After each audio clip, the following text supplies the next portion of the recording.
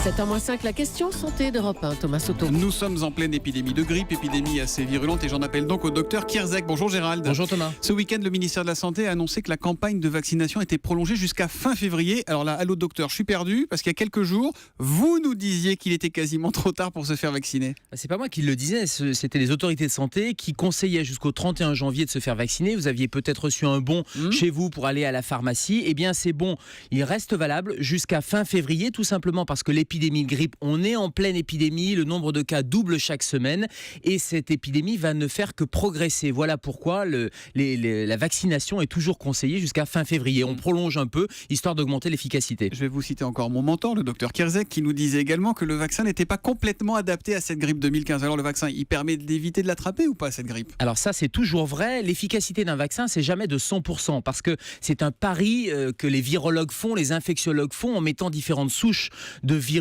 différents virus dans ce cocktail. Ils cherchent la meilleure réponse, et surtout, c'est une probabilité de ça va être tel virus qui va être en circulation cette année.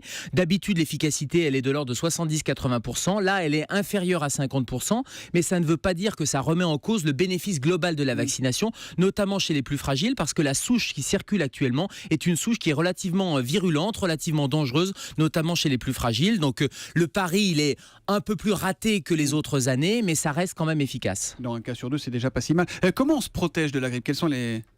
C'est un virus respiratoire, donc ça veut dire qu'à chaque fois que vous éternuez, il y a des millions de virus qui vont circuler dans l'air et vous risquez de le passer à votre voisin. Donc ce virus respiratoire, il va falloir prendre des mesures barrières, éviter d'éternuer, prendre des mouchoirs jetables en papier, se laver les mains. Pas de bisous ?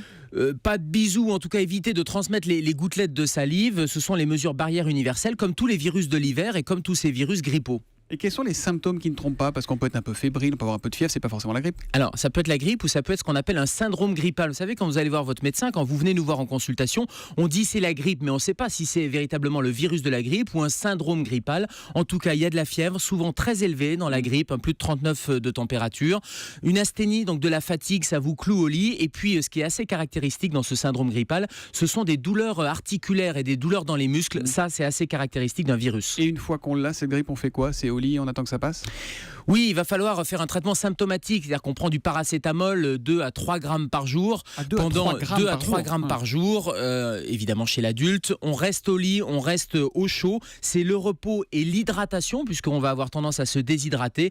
Pas d'antibiotiques, ça ne sert à rien, c'est un virus, donc il faut le redire. Et pas d'antiviraux non plus, en tout cas quand vous êtes en bonne santé d'habitude. Il est encore l'heure de faire la guerre à la grippe. Il est la nuit aux urgences et le matin avec nous à 7h-5. C'est le docteur Kierzek pour la question santé d'Europe 1. À demain Gérald. À demain, bonne journée Thomas. Europe 1.